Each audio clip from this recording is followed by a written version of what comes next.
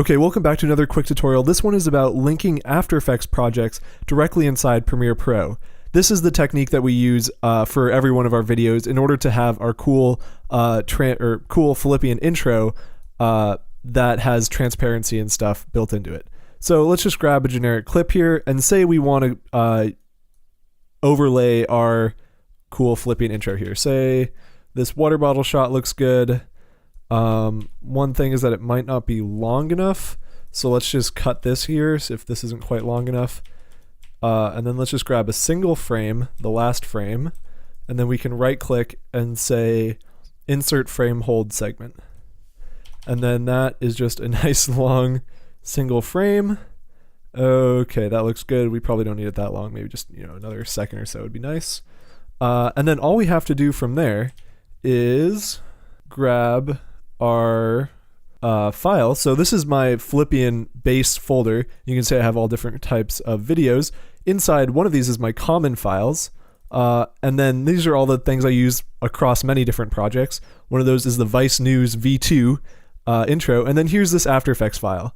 All we have to do now is just drag that After Effects file into our Adobe Premiere Pro project, and that'll bring up this little dialog box. And so it's loading right now. Linking these two different file types together is called a dynamic link. You may have seen that there. And what it's showing me here now is all of the different folders and files that are inside that After Effects project. So that After Effects project has multiple compositions. You can see all of them here, including a test comp. And you can think of those like sequences inside Premiere Pro. Each Premiere Pro file could have multiple sequences in it, just like this After Effects file has multiple compositions. So the one we want is the one that's best named, and maybe I can make this more apparent in the future, but it's this one, Vice News version 2. All these other ones won't have quite what we want. So now that we import that, it's here. It's just like any other footage inside Premiere Pro, and we can just drag it onto our timeline. One thing to note, and I cannot figure out for the life of me why this is happening, is that the audio does not come through. So just, oh, whoa, it's here. Wow, okay, it's coming through. Sometimes that works, sometimes that doesn't. I'll show you a workaround in just a second. Okay, so now you can see we have our thing. I'm just going to mute this. And where do we want this to come in? That's way too early. We might have to make this longer. So we want, oh, it's too early. So where does this actually start? It starts right there. I'll just cut this to that. Right about there, I think it should come in. Cool, that looks good. I'll just unlink these media so we can have our music play out longer. And there we go, that looks great. But one thing that we commonly use is a blur effect. So right when this is just starting to come on, you should click your footage underneath the After Effects file and come on over to Effects, and we want a Gaussian blur, G-A-U-S-S-I-A-N blur. And that's just a blur, and you can see we dragged it over onto our footage here, but nothing happened. So we got to go over into Effect Controls, and here is the Gaussian blur, and we can increase the blurriness. Wow, so much blurriness. But what we want is, say, between 20 and 30. Let's do 20.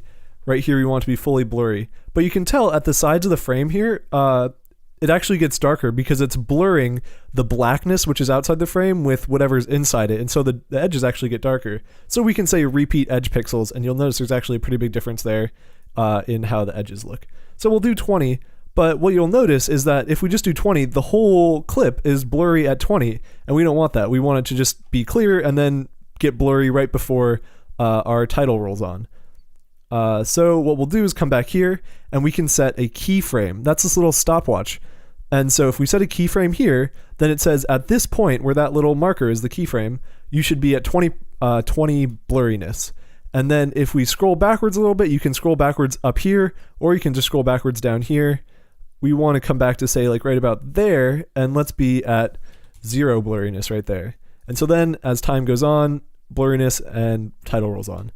You'll notice we have a cut here, so this piece of footage doesn't have any blurriness.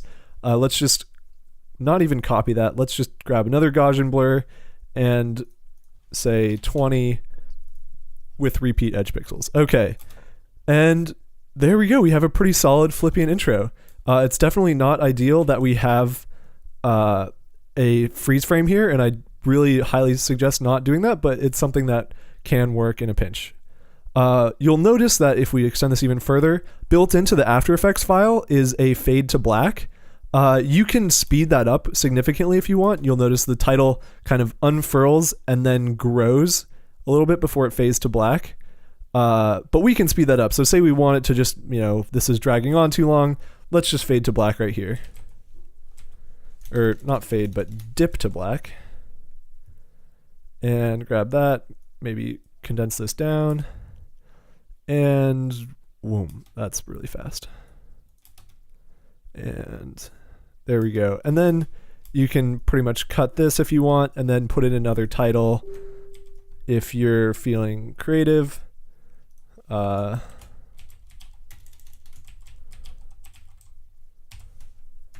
then we'll just do Bebas like we usually do. And then what you can do here is move this so we can see both of these words at the same time, and then we can kind of line these up. We don't want to stretch this too much, but I probably won't name your project that, but there we go. And typically what we'll do there is a quick dip to black. So now all together we have Woom, and let's listen to the very cool sound. Oh yeah. Beautiful. And then we'll fade into a project. Oftentimes the audio for the next segment will start while this title is still on screen, and I think that adds a lot of realism to the whole effect. Okay, well that's generally how you use After Effects files inside Premiere Pro, and this is the specific kind of methodology that we use for our title sequence. Okay, thanks so much. See you guys later. Bye.